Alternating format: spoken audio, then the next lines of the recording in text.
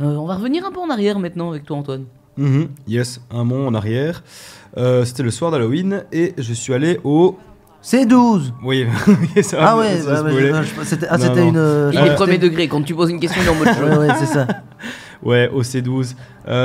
Déjà, bon, pour me connaître, le C12, de base, c'est un endroit que j'aimais bien. Maintenant que j'aime un peu moins, Simon pourra vous le dire aussi. Niveau scéno, niveau son, c'est pas trop le feu. Surtout que pour moi, une salle de shoot, c'est pas l'endroit le plus accueillant au monde, quoi. Il tire à balles réelles. Ouais, bon, ben... En même temps, oui, c'est sûr que des fois, le public est un peu compliqué. Après, là, pour le coup, mon expérience a été positive. Même si bon, le C12 c'est clairement pas le meilleur endroit si vous voulez aller kiffer du son, ça dépend vraiment de la line-up, mais là la line-up valait le coup parce qu'il y avait une légende de la drum and bass dans sa forme disons ancienne, la jungle. J'ai nommé Goldie. Alors Goldie et qui est Clifford Joseph Price, c'est un vieux de la vieille, ça fait depuis les années 90, année d'explosion du genre de la drum and bass en Grande-Bretagne, qui produit de la drum and bass, qui en fait la promotion via son label, l'un des plus respectés et iconiques de la scène. Vous l'avez? Ram. Non, c'est en DC, ça. C'est pas respecté. Bah, c'est pas respecté. Ram c'était respecté. Pas par les gens qui respectent Goldie. Ouais, non, Ouais. c'est vrai. Non, mais ça c'est vrai aussi, ouais. Non, c'est un peu différent. j'ai pas la... C'est avec une tête. Non, C'est avec une tête en métal. j'ai pas... Metalheads. Oh ouais, bah... Voilà. Je connais ouais. pas. Donc un label avec pas mal de grosses releases dessus. C'est plus avec des compilations assez historiques. Et donc c'était un événement organisé par Mentality BXL, qui était anciennement Bruxelles-based. Ah ouais. Anciennement, C'est pas, oui c'est ça, mais c'est les mêmes entourages de personnes. Yes, Comme donc c'est Sinclair aussi. Underground, Bruxelles Underground, Sinclair et des trucs dans le genre. Mentality, Brussels Base, Sinclair, tout ça. C'est pas exactement tous les mêmes gens, mais c'est le même entourage. Ouais, c'est ça. Donc ceux qui œuvrent littéralement à la promotion de la bass music dans la capitale, qui ont déjà invité de très gros noms tels que, bon là j'ai vu un peu, il y a une chipée de noms. Une chipée de noms. Restons polis. Il y avait Seba, Sicaria, Miyakoden, Ebe, Coco Bryce, Jikenzo, Didgerum. Ebe il vient souvent au C12, je sais pas comment ça se fait. Bah oui c'est ça, je suppose que c'était dans le cadre de ces soirées là. Mais du coup, Mentality, ils ont des soirées au C12, ils ont des soirées à Oumi aussi. C'est ça, ils ont eu des soirées au Burskoburg. Donc bien stylé. Il y avait Shades aussi, Eprom, donc le projet de Eprom et de Alix Perez. Doc Il y Scott. avait ça cette soirée? Non, mais ceux qui ont déjà invité depuis la formation, et ça fait depuis un certain nombre d'années. Eux, ils ont déjà collaboré avec les Brethren in Vice of Feuds. Donc c'était vraiment, donc c'est comme une grosse orga maintenant. Et donc c'était un événement à pas rater parce que Goldie est une véritable légende de la drum and bass, comme j'ai dit. Son nom résonne comme une évidence quand il faut citer les précurseurs de la drum and bass, au même titre que Andy C, donc le patron de Ram, Shy FX, DJI, Fabio Grove Rider, etc. Goldie, il a vraiment émergé à l'époque où la drum and bass était influencée par énormément d'autres éléments, où se sont développés en fait des sous-genres comme le darkcore, l'intelligent drum and bass, comme LTJ Bukiem, la tech step, qu'on connaît très bien avec des trucs comme Ulterior Motive ou Debridge. C'est de la tech step ça. Debridge est un peu dans le délire, mais en tout cas c'est moins dark en fait. La tech step c'est extrêmement dark, mais par exemple certains sons de Black Sun Empire sont considérés comme de la tech step à l'époque.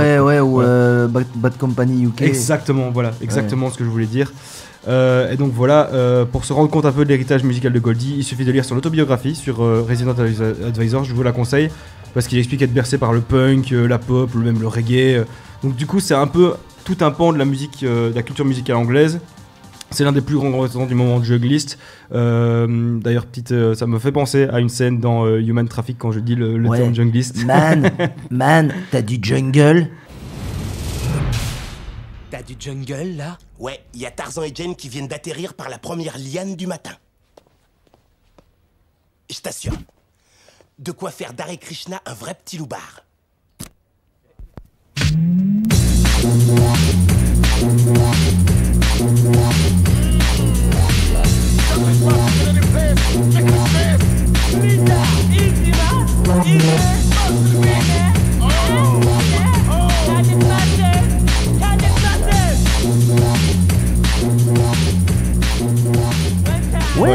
Il sort un truc et puis il met le CD et ils sont habillés plus comme des mecs de hardcore et ils font des danses un peu qui ressemblent au Human Traffic. Si vous aimez l'électro, il faut voir ce film. C'est le film le plus culte dans l'esprit underground Bon, ça parle quand même pas mal de drogue, mais ça reste un film sur des jeunes qui sortent dans les soirées underground en Angleterre, quoi. C'est en Écosse, si j'ai pas de. C'est pas en Angleterre, mais c'est dans un pays britannique. Ouais. Et du coup, c'est un film qui parle pas mal de la trance, mais qui parle aussi, qui du coup fait un bon clin d'œil à la culture drum and bass. Et je vous conseille la VF est meilleure que la VO, et c'est très très rare. La VF est insane dans ce film, donc je vous la conseille. Yes, comme ça vous avez toutes les infos sur ce film qui est incroyable. D'ailleurs, en parlant de film, Goldie est un acteur aussi. Il a joué dans Snatch, un film de Guy Ritchie. Okay, oui, un très gros film. Oui. Ouais, et il a joué dans un James Bond aussi, Le Monde ne suffit pas. Donc c'est un personnage iconique. Il a fait des graphes à l'époque avec un mec de Massive Attack. Il s'est lancé dans le commerce des bijoux dentaires. C'est pour ça qu'il a des il a plein de grills. C'est vraiment un personnage à part, quoi.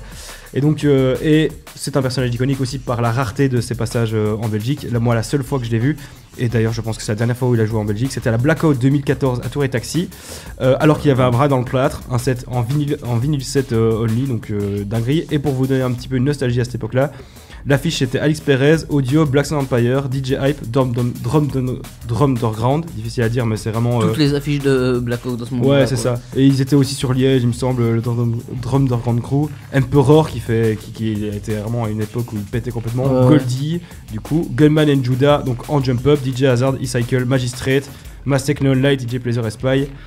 C'est quand même une affiche qui, moi perso, tu me mets une affiche pareille maintenant, moi je fonce directement. Non, moi pas. Moi j'y vais pas non plus. Ah ouais? C'était une époque, hein, là très clairement. En fait 2014 on est au prime de la neuro et ça n'a pas évolué depuis donc et moi déjà même Goldie à l'époque parce que je crois que je l'ai déjà vu à Dour. Il a peut-être joué à Dour, c'est probable. Sur l'Electropédia et je trouvais que c'était assez plat comme set justement parce que y a rien à faire. Les sets vinyles en drum. Est-ce que c'est vraiment la bonne idée de faire ça? En fait, ça me fait penser. Bon, je parlerai de la qualité du set après, mais on peut déjà faire un aparté. On avait vu une meuf qui faisait un set de vinyle, un set de drum and bass sur vinyle au Horst et Octa Octa. Vous en aviez parlé. Et là, c'était vraiment dans le lien Metalheads. Elle jouait vraiment blindé de sons de ce genre-là, de cette époque-là. Et du coup, c'était la drum and bass qui tabassait quand même assez bien dans le côté très métallique et assez industriel. Mais par contre, techniquement, elle jouait presque les tracks dans sa totalité. Forcément. Ouais, voilà. Ça demande un temps pour choper le BPM. Avant, sur des platines, t'as le BPM, donc. Là, tu dois le trouver à l'oreille, le BPM, puis faire ta transi, etc. Donc évidemment, c'est hyper stylé, mais tu perds en dynamisme, quoi. Ça c'est sûr. Ouais. Moi je pense que de toute manière la drum et de toute manière même un set sur vinyle, dès que t'as de la maîtrise, tu peux faire un set calé où tu fais une transition toutes les 2 minutes de manière intelligente en fait. Mais toutes les 2 minutes en vinyle, ça me paraît vraiment compliqué. Oui. Il y en a qui savent le faire. Sauf si tu sais que tous tes vinyles sont au même BPM, mais c'est bon. Ouais. Les trucs de cette époque-là, c'est jamais des BPM. Déjà, c'est des BPM variables, il me semble, dans les tracks de cette époque-là. Donc ouais, c'est super chaud. Ça c'est vrai. C'est des tracks assez. C'était une période expérimentale en effet. C'est ça. On composait pas les musiques de la même manière. En tout cas, Goldie, donc grosse longévité. Vous avez l'air de. Enfin, vous le comprenez quand je vous explique un peu sa carrière. De plus de 30 ans, il y a un album de 1995 qui s'appelle Timeless que je conseille. Il est incroyable, il est considéré comme l'un des premiers albums de la jungle. Et donc c'est un label qui est confondé avec Chemistry et Storm. Storm d'ailleurs qui fait des sets en vinyle mais de péter, franchement je vous conseille d'aller écouter, c'est insane. Et parmi les artistes signés, il y a eu des légendes, des émergents, Artificial Intelligence, DLR, Dillinja, qui est grosse légende de la jungle, Doc Scott, Grey Code, Lensman, Ulterior Motive, Groove Rider et un Belge, FaZe. Donc voilà, du beau monde. FaZe que t'écris comment? P-H-A-S-E. Il a joué. Donc un mec de Neuro qui était sur Vision. Non, pas du tout. Non, ça c'est FaZe. Ça c'est FaZe, c'est le mec de Neo Signal, ça c'est le Vision maintenant. Non, c'est un mec qui a commencé à produire vite fait sur Radar Records à l'époque, qui jouait à la Rampage il y a 10 ans et qui maintenant est sur Metalheads. Donc un Belge sur l'un des labels les plus mythiques de drum and bass, c'est quand même stylé. Et donc du coup, tout ça pour vous dire que le C12 invitait donc Metalheads pour leurs 30 ans et c'est assez inhabituel pour manquer ça. Donc moi je suis arrivé sur le coup de 1 heure. En fait il y avait Special Request avant, qui est je sais pas si vous connaissez, c'est un mec qui fait de la breakbeat assez dynamique, etc. Moi je suis arrivé pour le back-to-back parce que c'était un back-to-back Goldie et de Special Request. Donc déjà tu pars sur un back-to-back entre un mec qui fait du breakbeat et un mec qui fait de la jungle / drum and bass. donc assez exclusif. C'est ça, moi quand j'ai vu Goldie, c'était pas du tout de la jungle, c'était plutôt plus qui ressemble à de la textape ou de la drum old school. C'est ça, mais ça du coup. Mais la jungle, j'aurais préféré quoi. Mais ça du coup, ça c'est plus la période Metalheads parce que c'est considéré comme jungle, mais il y a beaucoup de sons de cette époque-là qui sont dark. Très dark, très métallique, très industriel, tu vois. Ouais, c'est ça. Et qui sont assez, au final, moi je trouve assez violents, tu vois. Et donc voilà, pour parler du back-to-back, donc c'était un back-to-back de 3 heures, c'était très qualitatif, avec une qualité de mixing et une track selection vraiment terrible. Après c'est sur CDJ, donc c'était pas... tu perds un peu d'authenticité, faut pas leur demander trop, mais bon, c'est quand même des gars qui savent mixer sur en fait, disons que le mix vinyle, c'est une culture, mais c'est ça, et aussi, ça te permet de jouer des tracks que t'auras pas toujours en version digitale, ça c'est l'intérêt. Mais c'est vrai qu'il n'y a rien à faire, probablement qu'un mix sur CDJ sera plus dynamique et plus... même globalement sera meilleur quoi. Surtout que là c'était un back-to-back, sur vinyle c'est vrai que ça aurait quand même été compliqué, très clairement, surtout que ces deux-là n'ont pas le même univers.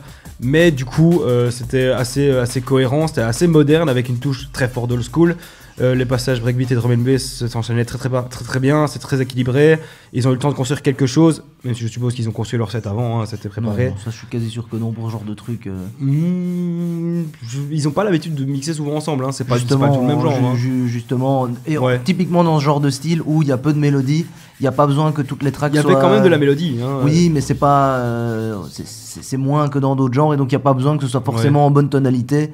Déjà il y a forcément beaucoup de morceaux déjà dissonants de base, donc et donc à mon avis ils peuvent se permettre d'enchaîner des tracks tant qu'ils sont dans le même BPM. Mais tu vois, c'est plus dans le sens où il y a beaucoup de breaks, etc. Tu vois, il y avait énormément de breaks, et forcément si t'es dans le même BPM, tu peux le caler plus facilement, très clairement.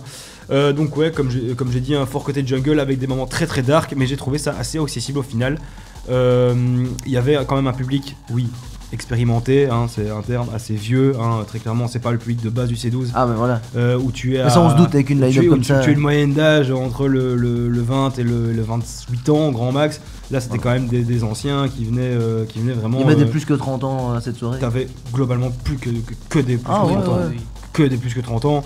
Mais c'est aussi le public de Brussels Blade Mentality. Ouais, voilà, c'est ça. C'est des gars qui sortent très très peu en soirée encore maintenant et qui viennent écouter un Goldie. Ils sont là, c'est les années 90, c'est une période qui révolue un peu, tu vois.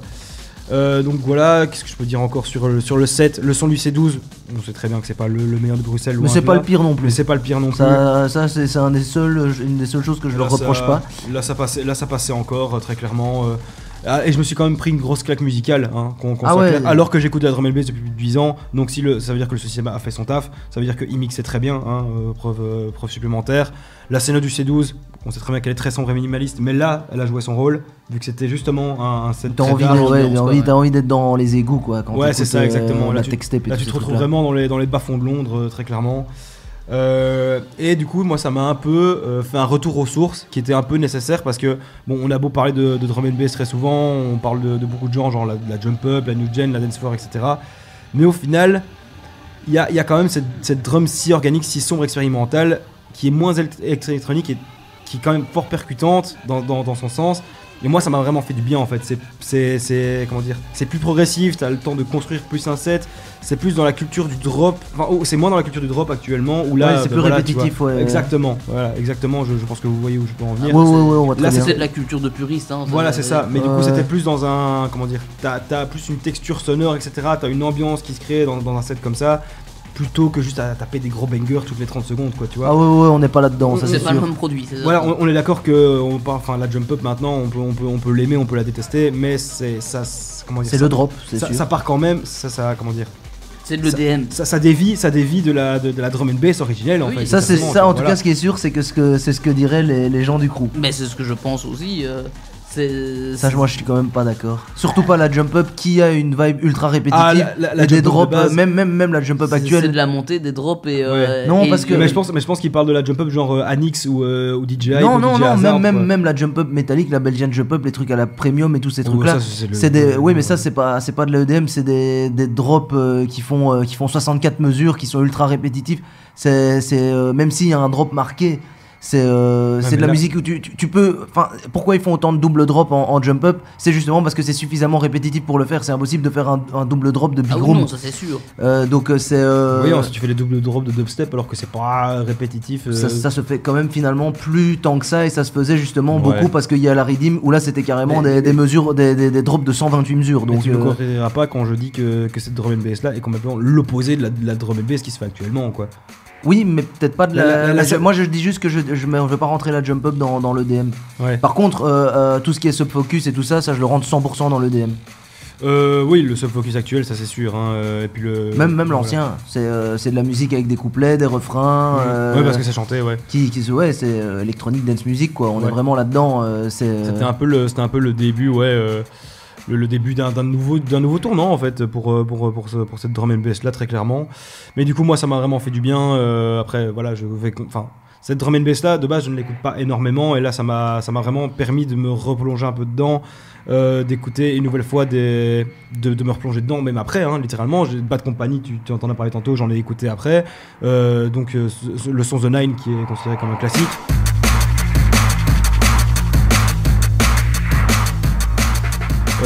Messiah Conflict, Black Sun Empire, Arrakis ou LTG BKM Atlantis, c'est des sons que j'ai trashés complètement et ces dernières semaines parce que ce set m'a vraiment donné envie de retourner à des sources, quoi. Ouais, donc là t'as vraiment été plutôt dans la vibe tech step années 2000. C'était années 90.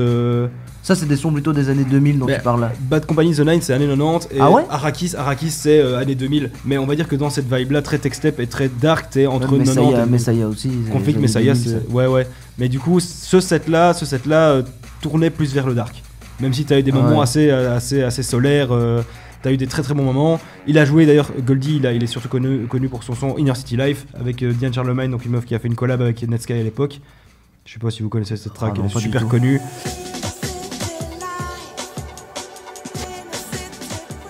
Et du coup il a joué plusieurs fois, à chaque fois les gens étaient ultra hypés, il y avait une putain d'ambiance, et je veux dire, Goldie a vraiment kiffé son moment. À un moment, plusieurs fois, plus le set approchait de la fin, il commençait à cutter, il avait pas de micro, et il gueulait make some fucking noise, comme ça il ambiançait le public à crever. Il y avait vraiment une très très chouette ambiance. À la fin, il joue cette track là, il saute dans le public. C'est quand même un mec qui a il a presque 60 ans. Et quand tu racontes ça, j'ai l'impression d'être partout sauf au C12 en plus. Ben mec, mais vraiment, je n'étais pas à une boîte techno de Bruxelles. Et c'est vraiment ça ça m'a fait plaisir en fait. J'ai vraiment passé un super moment. Ouais, là tu le vends bien en tout cas. Ouais, vraiment, avec évidemment une majorité de fans hardcore, ça c'est sûr et certain. Oui, j'ai croisé des têtes que je voyais il y a 10 ans et ça m'a vraiment fait du bien de me sentir à nouveau dans une communauté, un peu une appartenance comme ça. Et voilà, que dire de plus? Si vous voulez vous chauffer un peu, découvrir Goldie, je vous conseille son Or ou celui de Storm, donc celle qui a confondé Metalheads, parce que c'est incroyable techniquement et musicalement, ou son set Mix Mag aussi. Voilà, il y a plein de trucs pour redécouvrir la drum and bass autrement plutôt qu'avec les trucs comme dont on parle très souvent, Andy C, EDX, Camo et Cruz, etc. Au final, là on parle d'une autre époque de la drum and bass. Ah, ça c'est sûr. Voilà. Et tout ça pour arriver maintenant à une petite partie où je me suis dit bon, il y a eu Goldie au C12, c'était déjà assez inhabituel. Là, samedi soir, donc ce soir en fait, il y a Scream qui joue au C12 aussi en All Night Long. Il y a Calibre au Fuse le 20 décembre avec Skeptical, avec Brethren, avec D-Drum. Il y a Mala qui a joué au Woodblocks, il y a Cheryl à la cabane, il y a eu Molgrab qui va jouer au Braindance. Ouais, mais ça, tu rentres ça dans la bass music. Molgrab, j'aurais peut-être pas dû. Ouais. Mais il y a eu Sicaria au Horse. Pardon. Voilà. Même, finalement, de ce que c'est peut-être même plus bass music que Molgrab au Braindance, vu que c'est quand même du UK Garage. Mais du coup, là, très clairement, tous les noms que je vous dis, c'est des légendes de enfin, la plupart. Calibre, Mala, Scream. Et Sicaria aussi qui est quand même assez connu. C'est quand même des légendes, c'est des légendes de la bass music. Il y a un regain. des tournées qui se font et qui ont du public. Moi j'ai l'impression que c'est un regain. J'avais sur 2-3 mois. En fait, moi je pense qu'il y a eu une mode de la UK bass globalement qui arrivait avec Fred Again et Skrillex dans une moindre mesure quand même. Et du coup, tous ces gens qui en faisaient avant ont eu un coup de projecteur sur eux, mais sans doute malgré eux en fait. Et voilà pourquoi ils sont rebookés dans des endroits, parce que c'est des mecs qui faisaient déjà ça. Et vu qu'il y a une mode de ces trucs un peu old school, assez londoniens, tous ces artistes qui ont cette vibe londonienne reviennent au devant de la scène en fait. Et ça, on peut quand même le mettre sur le dos de Fred Again. De Skrillex, ouais. Ouais. Je suis d'accord, ouais. Vraiment de Skrillex plus Fred Again. Ouais, c'est ça. Non, mais quand tu parles de Scream, etc., enfin, je veux dire, et de la deep dubstep, bah. Ouais, oui, non, c'est sûr. Skrillex y est pour quelque chose, et je dis pas que c'est négatif, loin de là. Ah oui, non, bah ça c'est clair, et c'est vraiment le son Rumble avec Fred Again qui a relancé ce truc. Ouais, ou c'est collab avec Flowdan, quoi. Ouais, c'est ça, c'est vraiment ce son qui a relancé toute cette vibe, en tout cas au niveau de la deep dubstep, c'est clairement ce son, et en particulier le Boiler Room de Fred Again, où la partie où il joue ce son et il la reload, Rumble, tout le monde l'a vu 35 fois.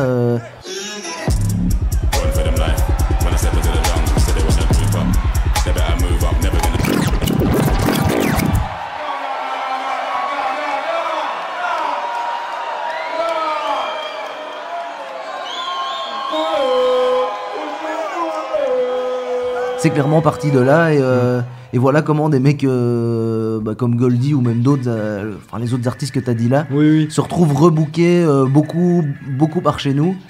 Mais du coup, je me suis aussi fait la réflexion par rapport à la drum. Est-ce que c'est pas le retour de la drum commerciale ou avec Chase Status, etc. Je parlais des Dex plusieurs fois. Est-ce que c'est pas justement ça qui permet que les artistes reconnus un peu plus anciens soit justement booké à des trucs comme je crois que ça n'a strictement rien à voir. Aucun lien. Ok, ça n'a aucun lien. Mais en fait, ces mouvements ne se croisent pas. Non, c'est ça, mais c'est une question que je me posais aussi, tu vois. Non, c'est deux univers qui n'ont rien à voir, c'est pas le même public. Les gens qui organisent ça avec des Goldie, etc., n'iront jamais au Rampage, n'iront jamais écouter des trucs de drum comme t'as cité, etc. Et ça, j'en ai la certitude. Mais est-ce qu'il n'y a pas une espèce de ruissellement, justement, parce qu'il y a un regain de popularité de la drum and bass? Ça, non, c'est justement, évident. Ils ne veulent pas de popularité de ça. Surtout, on a eu le débat 15 fois, ça n'a rien à voir. Ce n'est pas la même musique, ce n'est pas le même genre. Et surtout, les personnes qui écoutent de la drum and bass comme Subfocus, comme Dimension maintenant, ils ne savent même pas que c'est de la drum and bass. Ah non, ça c'est sûr. Pour eux, c'est de la techno. En fait, on va en soirée techno. Le seul point commun entre ces deux choses-là, c'est le nom. Ouais, c'est ça. C'est le genre, mais c'est pas le genre, c'est le nom. Si, la source, tu vois, genre. La source, évidemment, voilà, ouais. Mais plus le genre, c'est vraiment juste le nom. Ouais, non, ouais. Et d'ailleurs, c'est même. Une track de Subfocus, c'est composé beaucoup plus comme une track d'EDM, de Big Room. Alors qu'une track comme ça, c'est fait plutôt avec des boucles, avec des. Tu vois, c'est. Non, mais je suis tout à fait d'accord. Même au niveau de la composition, c'est pas proche du tout. C'était une question que je me posais, après, je suis complètement d'accord avec ce que vous dites. Ça c'est sûr. Et le public c'est évidemment pas le même. Là c'est des choses qui sont dans un public un peu plus hipster, un peu plus pointilleux. C'est ça, exactement. Alors que les autres ça va chercher un petit peu plus la masse. Ça va moins chercher la musique en fait, tout simplement. Ouais, voilà, il faut pas toujours être médisant non plus parce que même. C'est pas médisant spécialement, pour moi c'est un fait.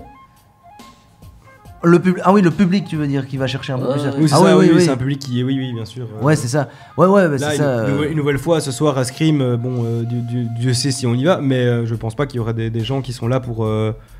Qui sont fans d'un. Enfin, t'auras beaucoup d'hipsters, et t'auras une moitié de fans hardcore. Là, c'est le samedi au C12, donc t'as des gens déjà qui vont venir parce qu'ils ont envie de venir au C12 tout simplement.